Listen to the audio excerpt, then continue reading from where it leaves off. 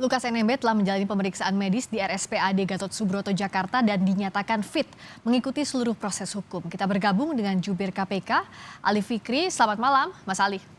Selamat malam, Mbak Priska.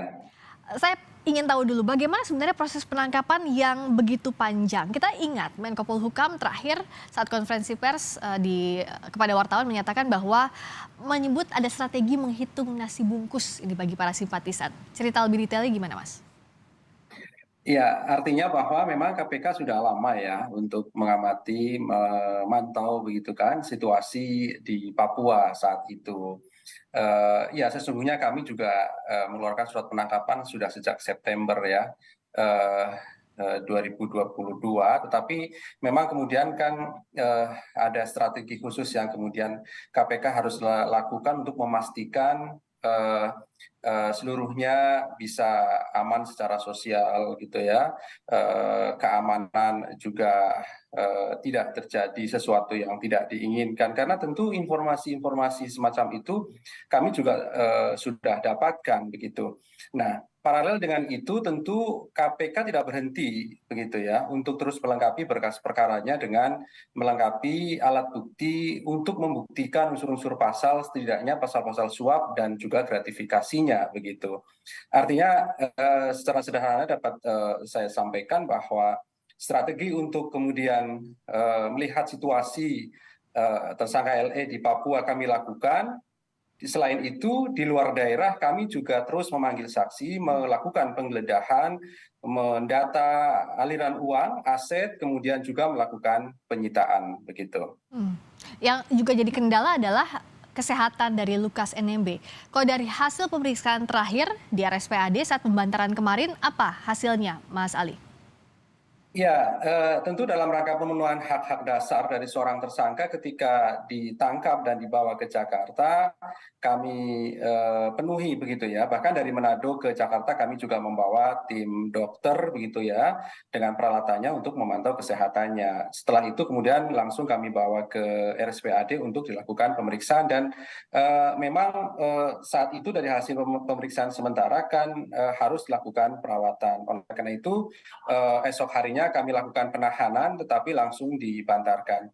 Tetapi kemarin dari asesmen tim dokter ternyata kemudian tersangka ini dapat dinyatakan dapat mengikuti seluruh proses-proses penanganan perkara yang sedang dilakukan oleh KPK gitu ya. Jadi fit to trial tadi itu dia mampu begitu secara fisik, dia mampu dihadirkan, kemudian juga mampu menjawab begitu kan beberapa pertanyaan dari tim penyidik, sekalipun kemudian kan sebagaimana prediksi kami pasti akan dijawab dengan kata sakit ketika pertanyaan pertama Ya. bagaimana keadaan saudara pada hari ini.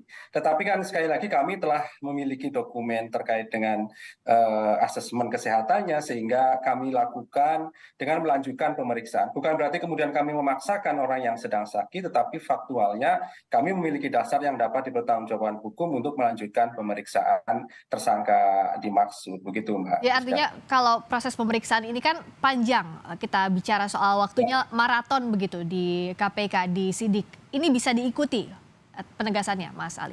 Iya, betul Mbak Priska. Tentu dapat diikuti sehingga kami memiliki berita acara pemeriksaan sebagai syarat formil nantinya di dalam berkas perkara ya. Kalaupun kemudian secara materi tentu alat bukti kan bukan hanya keterangan tersangka. Kami tentu memiliki 4 alat bukti lainnya yang kemudian nanti kami akan bawa pada proses persidangan di Pengadilan Tindak Pidana Korupsi sekitar 4 bulan ke depan begitu. Kalau sampai sekarang, Mas Ali Fikri, dari pengembangan penyidikan, kasus mana yang pertama kali jadi fokus dan apa temuan terbarunya?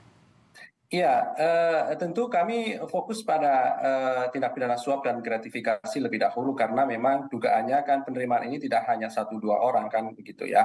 Yang kedua, kami juga mengkaji dari aspek lain apakah kemungkinan ada pasal-pasal lain yang dapat diterapkan berdasarkan kecukupan alat bukti. Di samping itu jauh lebih penting ini juga kami telusuri aliran uang begitu ya. Kemudian kami tracking, tracing alat masalah aset-aset begitu ya, yang kemudian penerimaan uang tadi berubah pada aset-aset yang bernilai ekonomis begitu. Kemudian juga kami tentu lakukan penyitaan yang pada gilirannya nanti akan dirampas pada proses persidangan begitu ya.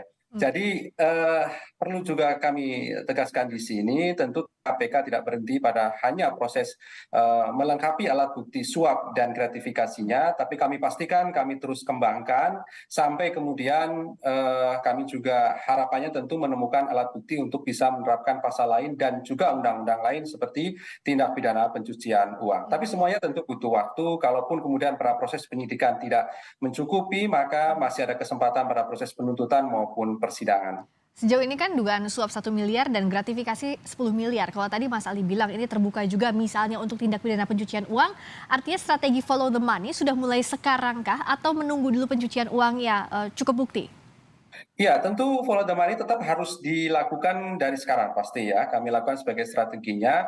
1 miliar dan 10 miliar, 1 miliar dari suap dan 10 miliar dari gratifikasi tentu bukti permulaan, Mbak Priska. Ya, jadi ini kan titik awalnya begitu. Entry point untuk bisa masuk mengembangkan dimulai dari angka 1 miliar dan 10 miliar. Tentu kami akan terus kembangkan. Kalau kita berkaca pada kasus-kasus lain, ya, contoh misalnya Probolinggo kan berawal dari 20 juta, tapi bisa berkembang KPK melakukan penyitaan sejumlah 100 miliar, kami ulangi 100 miliar, dari 20 juta. Ini titik awalnya kan dari 1 miliar dan 10 ya, 10 miliar.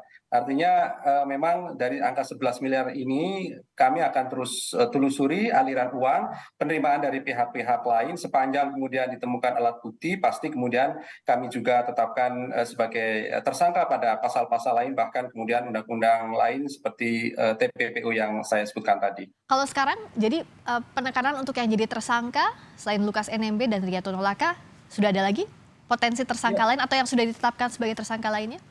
Ya, sejauh ini kami fokus 2 orang ini karena memang kami juga butuh waktu yang cukup nanti untuk terus menelusuri ya, karena menelusuri aset-asetnya ya, karena memang kan begini Mbak Priska, bahwa eh, kami juga sering sampaikan ya, untuk aspek jerak para pelaku korupsi itu tidak hanya kemudian hukuman penjara ya, hukuman pidana badan, tetapi kami menilai bahwa justru kemudian efektif ketika seluruh aset-aset dari hasil tindak pidana korupsi dirampas. Nah, tentu untuk menuju ke sana kan kami harus dari awal mendata, kemudian melakukan penyitaan aset-asetnya. Ini kan tentu butuh waktu untuk menelusurinya, sehingga kami juga tidak hanya di Papua maupun Jakarta melakukan penggeledahan, bahkan kemudian di provinsi lain sampai ke Batam terakhir ya, kami melakukan penggeledahan. Tentu nanti masih terus kami lakukan upaya-upaya tersebut, harapannya memang kemudian perkara ini bisa berkembang sebagaimana informasi yang sudah beredar saya kira ya. Termasuk kemarin sudah kami sampaikan 76, sekian miliar itu tentu juga bagian dari penelusuran uang-uang tersebut yang berubah menjadi aset begitu. Kemarin juga harus disebutkan kan ada emas batangan, ada mobil mewah begitu kan. Ya tentu kami akan terus telusuri dan dalami lebih lanjut untuk mengejar aliran-aliran uang yang berubah menjadi aset-aset yang bernilai ekonomis tersebut. Jadi penelusuran aset juga sekarang jadi salah satu pengembangan dari penyidikan kasus suap gratifikasi terhadap Gubernur Papua Lukas NMB oleh KPK. Terima kasih Ali Fikri, Mas Ali, terima kasih waktunya, juru bicara KPK telah bergabung di Sapa Indonesia Malam.